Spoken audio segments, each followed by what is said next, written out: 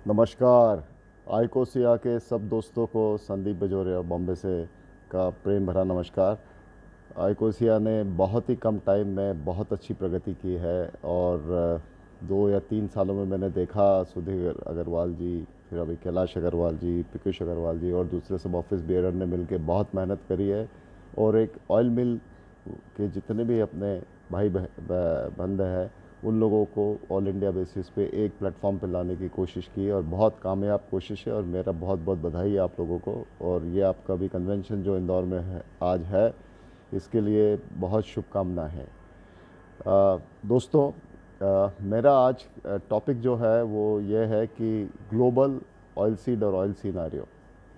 सो हम देखें तो पूरे वर्ल्ड में सोयाबीन का जो प्रोडक्शन है वो अमेरिका में करीबन 1115 लाख टन होता है, ब्राज़ील में 1300 लाख टन होता है, अर्जेंटीना में 560 लाख टन होता है ये, और इंडिया में सोयाबीन का प्रोडक्शन है 90 से 100 लाख टन।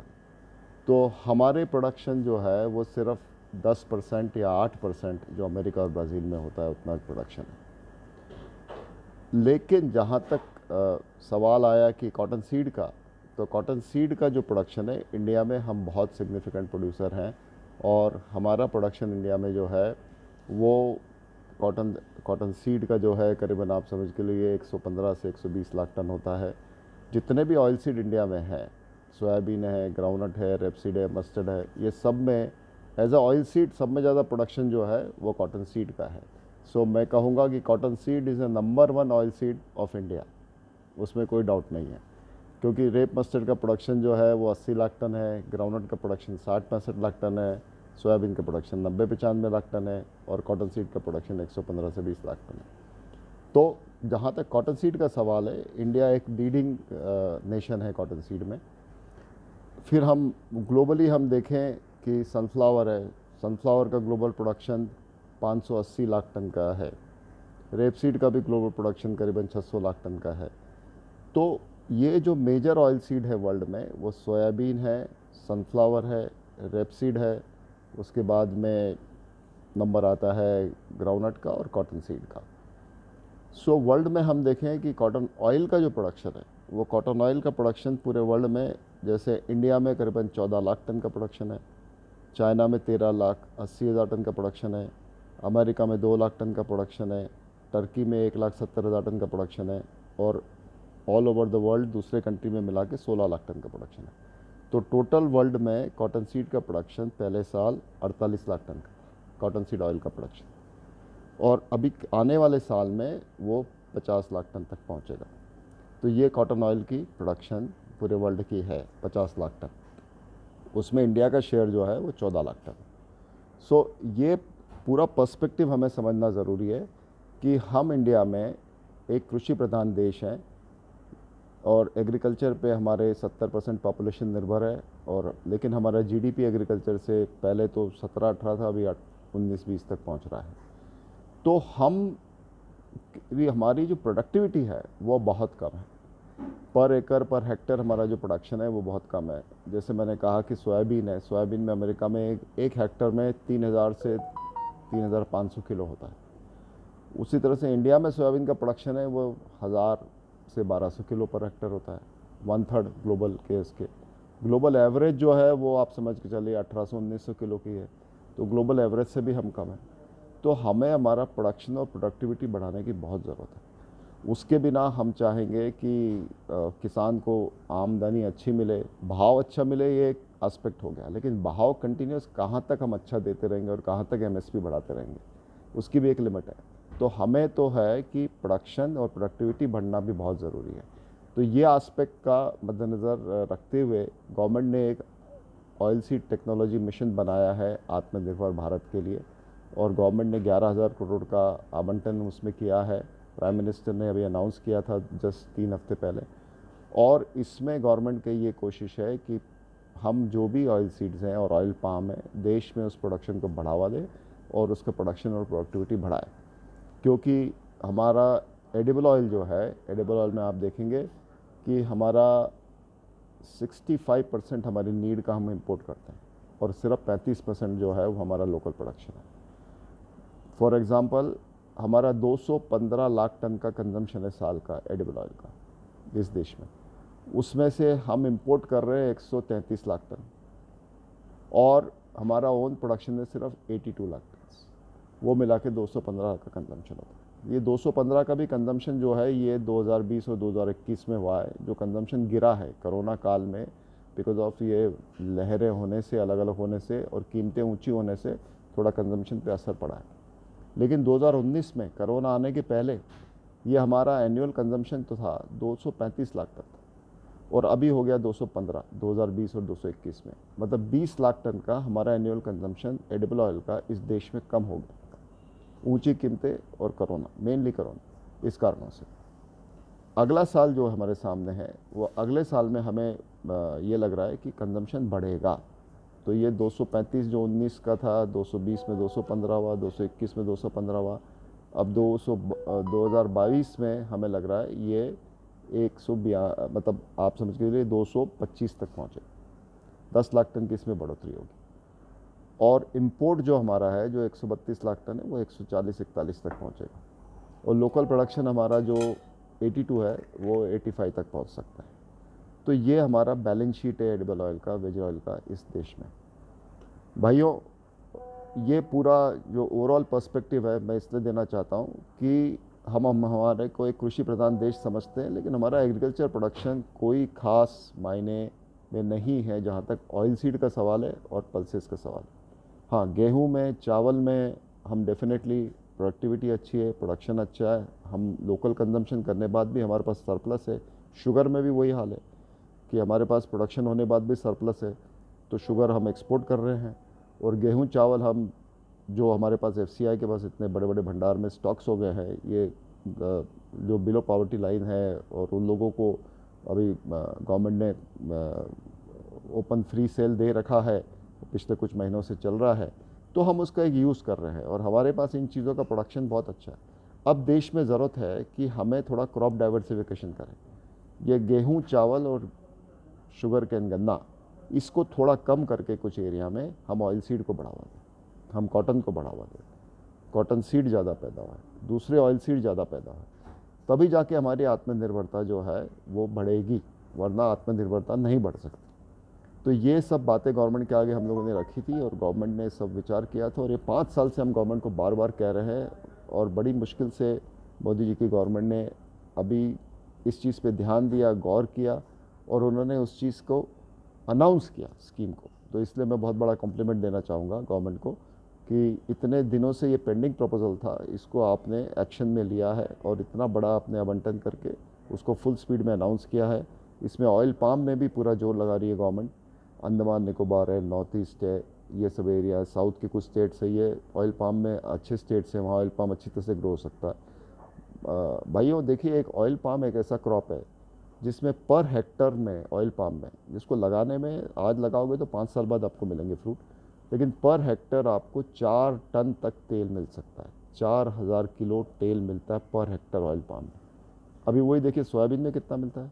पर हेक्टर सोयाबीन में आपको 1000 किलो सोयाबीन सीड मिलेगा, 1000 किलो में से आपको 118 किलो तेल मिलेगा सिर्फ। उसी तरह से अपन कॉटन सीड में देखते हैं, कॉटन सीड में भी हमें ज़्यादा में ज़्यादा वही मिलेगा, 125-40 तक मिल जाएगा। रेप सीड सरसों में हम देख रहे हैं तो वो हमको मिलता है करीबन 450 किलो। उसकी जगह पे ऑयल पाम में 4000 किलो, 4 टन पर हेक्टर ऑयल मिलता है। तो ऑयल की कमी पूरी करने के लिए ऑयल पाम एक बहुत अच्छा क्रॉप है, तो उसमें भी बढ़ावा दे रहे हैं।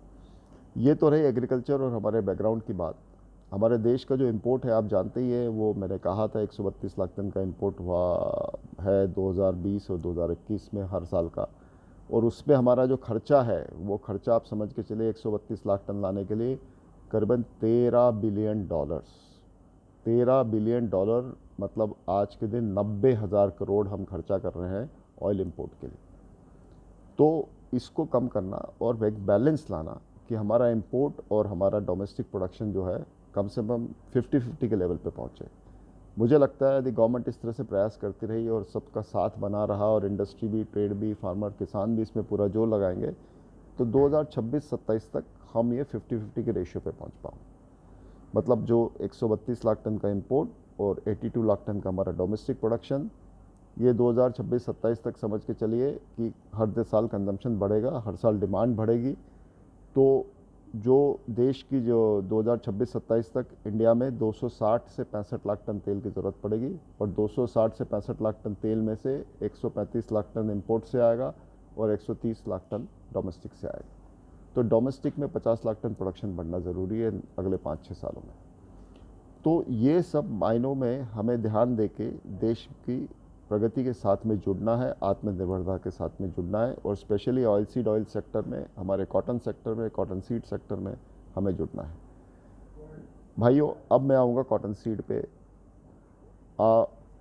एक साइंटिफिक प्रोसेसिंग कॉटन सीड का होता है, उसकी एसोसिएशन है आइकोस का, उसका मैं चेयरमैन हूँ। और अपने ऑयल मिलिंग से होता है, 2 तरीके से कॉटन सीड का प्रोसेसिंग होता है। सो कॉटन सीड का प्रोसेसिंग करने बाद हमारी जो खल निकलती है, वो खल हम मार्केट में बेचें, या फिर हम डिकॉटिकेटिंग और डिलीटिंग करने बाद उसकी जो खल निकलती है उसको सॉल्वेंट एक्सट्रैक्शन प्लांट में डाल के और उसका DOC बन, ये 2 प्रोसेस है। ठीक है, वो प्रोडक्शन जो है वो मुश्किल से 10% है, बाकी 90% प्रोडक्शन तो अपने ऑयल मिल में अपने जो खल बना के बेचते हैं उससे है। हम बहुत अच्छा काम कर रहे हैं, हम बहुत बड़ा काम कर रहे हैं, बिकॉज कॉटन सीड का जो ऑयल के एक्सट्रैक्शन है उसमें जो प्रोटीन है, उसमें बाईपास प्रोटीन जो है वो एनिमल्स के लिए बहुत अच्छा है। और वो NDDB जैसे इंस्टीट्यूशंस ने 50 बार वो चीज़ प्रमाणित किया हुआ है कि कॉटन सीड केक जो है वो एनिमल्स के लिए, दूध के लिए बहुत अच्छा इनपुट है। तो वो हमारे लिए गर्व की बात है कि उसका प्रोडक्शन बढ़ाएं, उसकी प्रोडक्टिविटी बनाएं, उसकी क्वालिटी मेंटेन करें, उसको स्टैंडर्डाइज करें, उसको ब्रांडिंग करें, और उससे हम पूरा वैल्यू लें। तो आप लोग ये कर ही रहे हैं, लेकिन मेरी अपील है कि इसको और आगे बढ़ाएं। हमें ये कॉटन का प्रोडक्शन जो है बढ़ाना है। दूसरी बात है ऑयल की। कॉटन सीड ऑयल जो है और रिफाइंड कॉटन सीड ऑयल जो है, आप देखते हैं 1950 से लेकर 1980 के बीच में ये तेल जो है वो बनता था, वो साबुन में जाता था, साबुन बनाने। 1980 के आसपास में गवर्नमेंट ने एक इंसेंटिव बनाया कि एक कॉटन सीड ऑयल आप वनस्पति मेकिंग में यूज़ करेंगे तो आपको इतना एक्साइज का बेनिफिट मिलेगा। उससे वनस्पति फैक्ट्रियों ने कॉटन सीड ऑयल लेना शुरू किया वनस्पति बनाने के लिए। सो साबुन में यूसेज से कॉटन सीड ऑयल वनस्पति का बनाने का एक इंग्रेडिएंट बन गया, और 1900 समझिए 75 से लेके 82 तक ये वनस्पति ने अच्छा कंजम्पशन किया, आगे भी थोड़ा करते रहे। उसके बाद में करीबन 1980 के आसपास में कॉटन सीड रिफाइंड ऑयल का चलन बहुत अच्छी तरह से पकड़ा, महाराष्ट्र में, गुजरात में, पंजाब में, आंध्र प्रदेश में, सब जगह से। और कॉटन सीड रिफाइंड ऑयल जो है वो अच्छी मात्रा में सब स्टेट्स में बनने लगा और डायरेक्ट ह्यूमन कंजम्पशन के लिए जाने लगा, और इसमें बल्क में, ब्रांड में, सब तरीके से प्रमोट हो गया। तो 1980 से लेके आज तक पिछले 40-45 सालों में कॉटन सीड ऑयल एकदम पॉपुलर ऑयल हो गया है। और गुजरात में तो ग्राउंडनट ऑयल के बाद नेक्स्ट ऑयल या ग्राउंडनट ऑयल के parallel oil cotton refined oil हो गया।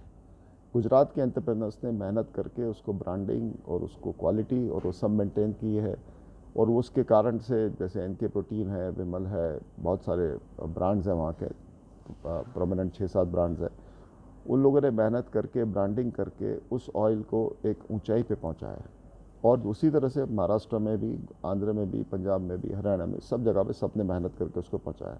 तो आज एक कॉटन सीड रिफाइंड ऑयल एक प्रिफर्ड कुकिंग मीडियम हो गया है। और मैं कह रहा हूँ आपको, वर्ल्ड में फ्राइंग पर्पज़ के लिए, फ्राइड फूड आपको बनाना है तो कॉटन सीड ऑयल जितना बेहतरीन ऑयल कोई नहीं। उसके बाद में नंबर आता है थोड़ा पाम ऑयल का, लेकिन number 1 oil for frying is cotton seed refined oil. इसके लिए मैं आप सबको बधाई देना चाहता हूँ। आप सब राइट जगह में है, राइट चीज़ में। इंदौर जैसे शहर में है जो नमकीन की कैपिटल है इंडिया की, और इतना नमकीन का प्रोडक्शन इंदौर में होता है, और यहाँ cotton seed refined oil most of the नमकीन वाले यूज़ करते हैं। सो ये बहुत हमारे लिए खुशी की बात है, और हमें गर्व होना चाहिए कि हम जो तेल में डील कर रहे हैं, जो बना रहे हैं, जो खल में हम डील कर रहे हैं, बना रहे हैं, ये प्रोडक्ट्स कितने यूज़फुल है और ये कितने सब जगह पे डिमांड में है, और इसका इम्पोर्टेंस सब जगह में लोगों ने पहचान लिया। भाइयों, अब मैं आपको एक लास्ट बात बोलना चाहूँगा कि कॉटन बेल का प्रोडक्शन 356 लाख का प्रोडक्शन अभी करंट ईयर का है, और अगले साल में प्रोडक्शन बढ़ने के अच्छे बहुत चांसेस थे, लेकिन थोड़ा इरेटिक मानसून होने से, बारिश कम ज़्यादा होने से प्रोडक्शन जो है 360-62 लाख टन का एक्सपेक्टेड है। नहीं तो हो सकता 370-80 लाख टन पहुंच जाए। अपने सब ये चाहते हैं और ये चाहना चाहिए कि ये कॉटन बेल्स का प्रोडक्शन जो है 400-450 लाख बेल कम से कम बने, 500 तक पहुंच जाए अगले 5 साल में। यह बहुत ज़रूरी है। उसी से हमारे पास में ज़्यादा सीड मिलेगा, ज़्यादा ऑयल मिलेगा, ज़्यादा खल मिलेगी, ज़्यादा कॉटन का एक्सट्रैक्शन मिलेगा, और सब पूरा ट्रेड इंडस्ट्री हमारे यहाँ बहुत अच्छे जोश में रहेगी, और देश में आत्मनिर्भरता की तरफ में, आत्मनिर्भर भारत ऑयल और सीड के लिए हम लोग पूरा कंट्रीब्यूशन कर पाएंगे। तो ये तो बहुत इम्पोर्टेंट बात है हमारे लिए, और सबको इस साथ में मेहनत करनी है। ये सब बातों के साथ में भाइयों, बहुत बहुत धन्यवाद, आपने मुझे बोलने का मौका दिया। मैं पर्सन में आ नहीं पाया बिकॉज़ मेरे कुछ यहाँ बॉम्बे में एंगेजमेंट्स थे, लेकिन आगे फ्यूचर में कभी मौका होगा मैं ज़रूर आऊँगा, आपसे मिलूँगा। और बॉम्बे में मैं रहता हूँ, मेरा ऑफिस बॉम्बे में है। आप लोग कभी भी बॉम्बे आए तो ज़रूर मुझे फ़ोन करिए, मुझे मिल सकते हैं, मैं आपके लिए हाजिर हूँ। और कॉटन सीड, कॉटन ऑयल के लिए कभी भी कोई भी चीज़ आपको पूछनी है, करनी है, वर्ल्ड की सिचुएशन, इंडिया की सिचुएशन, तो आप मुझे फ़ोन कर सकते हैं। Thank you very much once again. Best wishes to ICOSIA and all its members and office bearers. Thank you very much.